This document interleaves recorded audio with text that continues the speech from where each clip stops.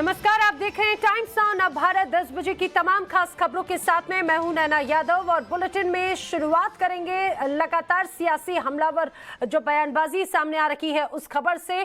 कपिल सिब्बल ने ममता बनर्जी पर निशाना साधा है। कपिल सिब्बल ने कहा है कि कांग्रेस के बिना यूपीए कुछ भी नहीं है। कपिल सिब्बल ने कहा है कि कांग्रेस के बगैर यूपीए बगैर आत्मा के शरीर जैसा है।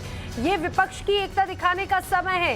ये कपिल सिब्बल ने ट्वीट करते हुए अपनी बात रखी, लेकिन ये सिर्फ साधारण सा ट्वीट नहीं था, ये सीधा सीधा निशाना ममता बनर्जी को लेकर था, क्योंकि ममता बनर्जी ने जिस तरह से यूपीए को लेकर बात कही थी, अब उसमें कपिल सिब्बल ने कहा है कि ये समय विपक्षी एकता का है, विपक्ष को एकता दिखाने का समय है और ये स्पष्ट कर दिया है कि कांग्रेस के बगैर यूपीए कुछ भी नहीं है।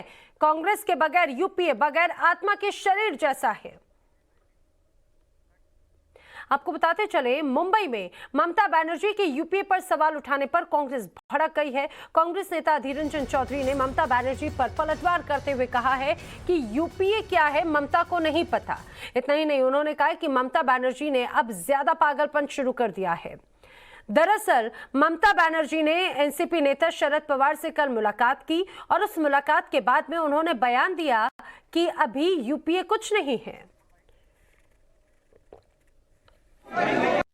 आपको लगता है कि शरद जी को अब यूपीए का नेतृत्व करना चाहिए, चेयरमैन बनाना चाहिए? क्या यूपीए? अभी यूपीए नहीं है। यूपीए क्या है?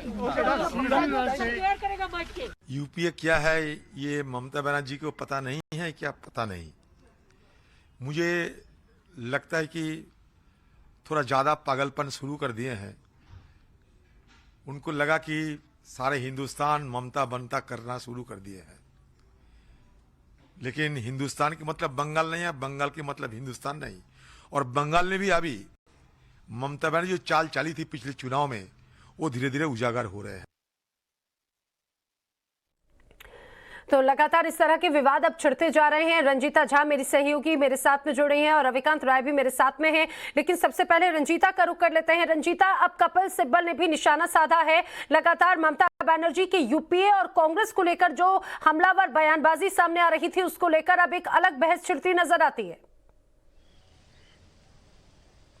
देखिए, निश्चित तौर पर नैना, 2024 पर सबकी नजर है और खासकर ममता बनर्जी जो चाहती है पश्चिम बंगाल से दिल्ली तक का रास्ता तय करने के लिए वो उतर गई है। लेकिन जो रुख ममता बनर्जी का सोनिया गांधी से मिलने से पहले था, अब वो रुख नहीं दिख रहा है। आपको याद होगा पिछली बार जब वो दिल्ली आई थी तो सोनिया गांधी से उनकी मुलाकात हुई, लेकिन इस बार जब वो दिल्ली पहुंची 3 दिनों तक दिल्ली में रही, लेकिन सोनिया गांधी से मुलाकात नहीं हुई। पहले ये कहा गया कि सोनिया गांधी ने मिलने का समय नहीं दिया, लेकिन अपने ही प्रेस कॉन्फ्रेंस में ममता बनर्जी ये कहती नजर आई कि मैंने समय मांगा ही नहीं क्योंकि चुनाव में वो व्यस्त है। सोनिया गांधी और प्रियंका गांधी के न सिर्फ राजनीतिक बल्कि आपसी रिश्ते भी हैं, लेकिन जो तल्ख तेवर ममता बनर्जी ने मुंबई में दिखाया शरद पवार से मिलने के बाद, उसके बाद अब कांग्रेस की स्ट्रेटेजी ये है, सूत्र ये बता रहे हैं कि कांग्रेस के नेता भी अब खुलकर टीएमसी पर हमला करेगी, जिसकी बानगी आज हमने देखी।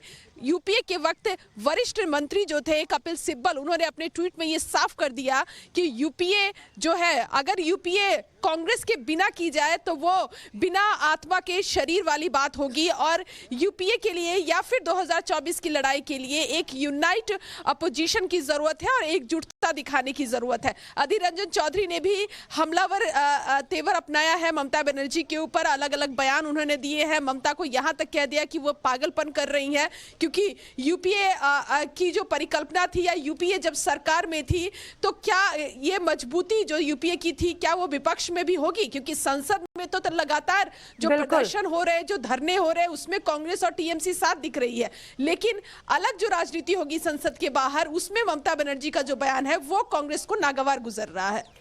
बिल्कुल, और ये सबसे बड़ी बात अब हो जाती है कि यूपीए को लेकर ही अब अगर ममता बनर्जी सवाल खड़े कर रही हैं। रविकांत मेरे सहयोगी मेरे साथ में हैं। रविकांत, आखिर ममता बनर्जी क्या एक और मजबूत तीसरा मोर्चा बनाने की तैयारी में है या फिर यूपीए से इतर अब जो तमाम अन्य विपक्षी दल हैं उनको एकजुट करके उसका नेता बनने की तैयारी में है? क्योंकि जिस भूमिका में नजर आ रही है उसको लेकर तो यही संकेत मिलते हैं।